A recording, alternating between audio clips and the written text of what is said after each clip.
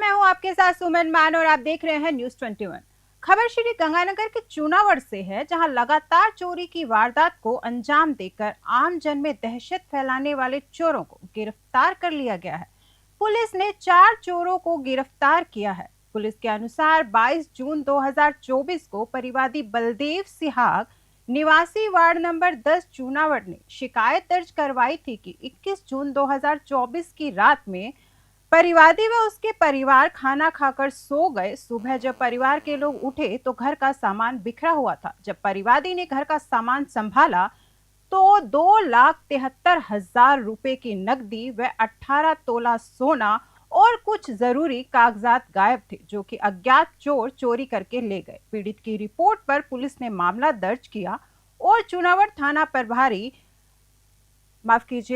थाना अधिकारी राजीव रॉयल के नेतृत्व में चोरी का खुलासा करने के लिए टीम का गठन किया गया, जिसके बाद पुलिस ने लगातार जांच करते हुए आरोपियों को गिरफ्तार किया है। इस खबर पर ज्यादा जानकारी के लिए हमारे साथ जुड़ रहे हैं श्री गंगानगर से संवाददाता विनोद सोखल। विनोद जी। जी विनोद जी, हम आपसे जानना चाहेंगे कि चोरी के आरोपी जो हैं उनको पकड़ लिया है पुलिस ने। अब पकड़ने के बाद में पुलिस क्या कार्यवाही कर रही है? जी, बताना चाहूंगा कि ये जो चूनावड़ का जो मामला था, जिसमें चूनावड़ थाना प्रभारी राजीव रॉयल ने 4 लोगों को गिरफ्तार किया है और गिरफ्तार किए हुए चारों युवकों को आज कोर्ट में पेश किया गया और उनका 7 दिन का रिमांड मांगा गया। जी। तो कोर्ट द्वारा इनका रिमांड दिया गया है और आगे भी इनसे पूछताछ की जाएगी कि आखिर इन्होंने चोरियां को इंजाम कहाँ दिया है। बताया जा रहा है कि राजीव रॉयल ने जिन लोगों को गिरफ्तार किया है उन्होंने गंगानगर और हनुमानगढ़ जिले में करीब 1 दर्जन चोरियों की घटना को अंजाम दिया है। और जगह जगह जहां भी उन्होंने चोरी की परत दर परत पुलिस इनसे पूरा जो जहां चोरी की है वो खंगाल रही है और पता लगा रही है कि आखिर इन जो 4 युवकों ने और चोरी की घटना को अंजाम दिया और क्या क्या जो चोरी की गई है, जैसे बाइक है और नकदी है और इसके अलावा कुछ और भी घरेलू सामान है। तो वो तमाम तरह की जानकारी है वो पुलिस इनसे जुटा रही है। जी विनोद जी, मैं आपसे जानना चाहूंगी, पुलिस के पास जो मुखबरी तंत्र है वो काफी हाई लेवल का कहा जाता है, इसके बावजूद भी आरोपियों को पकड़ने में इतनी देरी क्यों हुई है? जी बिल्कुल, बताना चाहूंगा कि जैसे जैसे टेक्निकल जो सिस्टम है वो सिस्टम जैसे जैसे पुलिस के पास आता है उससे इस तरह से जो इस तरह की घटना को अंजाम देते हैं उनके पास भी उस तरह से होता है। जैसे मान लो पहले तो मोबाइल के जरिए ये संपर्क एक दूसरे से जानते थे, अब व्हाट्सएप का सहारा लेने लगे। तो जो पुलिस है ना, पुलिस से 2 कदम आगे चोर चलते हैं। तो उसके बावजूद भी पुलिस समय समय पे इस तरह की जो घटनाएं होती है उन पे कार्रवाई कर रही है, फिर भी ये घटनाएं रुकने का नाम नहीं ले रही। क्योंकि इसके पीछे सबसे बड़ा कारण ये है कि यहाँ जो हनुमानगढ़ और गंगानगर जो 2 जिले हैं ये नशे के गढ़ बन चुके हैं और अपने जो ये युवा है जो नशे की लत में पड़ चुके हैं, उनको नशे के लिए जो पैसा चाहिए उसके लिए चोरी और डकैती जैसी घटनाओं को अंजाम देते हैं। जी विनोद जी, जैसे आपने बताया कि चोर पुलिस से 2 कदम आगे चलते हैं, जब चोर पुलिस से 2 कदम आगे चल रहे हैं तो पुलिस तीसरा कदम आगे क्यों नहीं ले पा रही है? ऐसा क्या खराब तंत्र है, ऐसी क्या तकनीकी असुविधा आ रही है पुलिस वालों को कि वो इनसे 2 कदम पीछे हैं?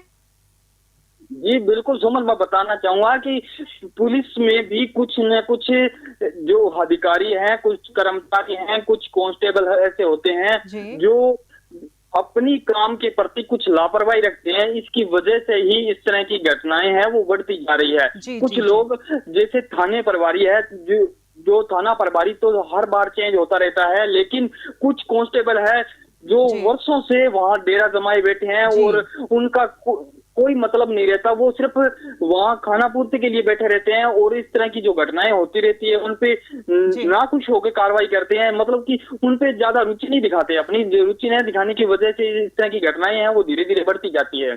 जी विनोद जी, मैं चाहूंगी कि हम हमारे चैनल के माध्यम से जो कि खाना पूर्ति कर कांस्टेबल या जो भी आपने बताया पुलिस वाले खाना पूर्ति करते हैं, इस तरह की वारदात को जो अंजाम दे रहे हैं उसको सॉल्व करने के अंदर, तो मैं अपने चैनल के माध्यम से चाहूंगी कि आप एक जागृति पैदा करने का काम करें।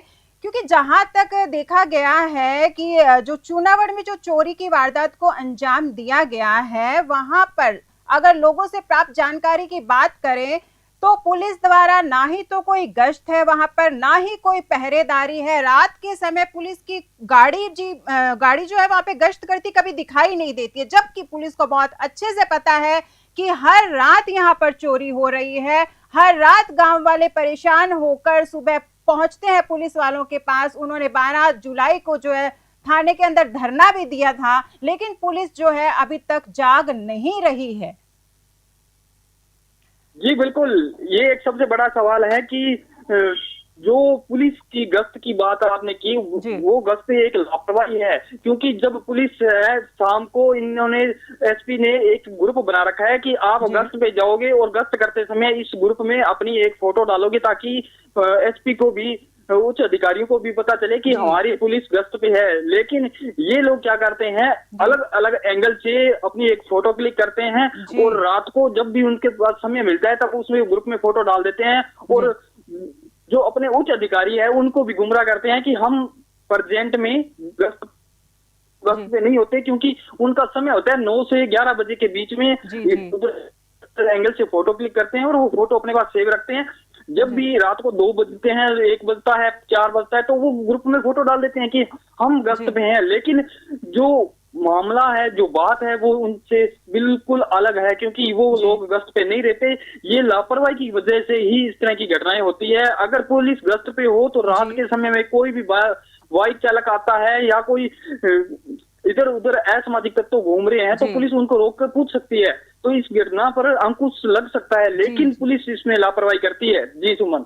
जी बिल्कुल सही कह रहे हैं आप। ये पुलिस की लापरवाही का नतीजा है कि एक छोटे से गांव में पुलिस थाना होने के बावजूद लगातार चोरियां हो रही हैं। जब हम ये जानते हैं कि पुलिस गश्त पर नहीं है तो एसपी साहब को भी किसी तरह से खबर तो जरूर होगी कि ये पुलिस वाले गश्त नहीं कर रहे हैं, तो एसपी साहब को किसी तरह का एक्शन जरूर लेना चाहिए।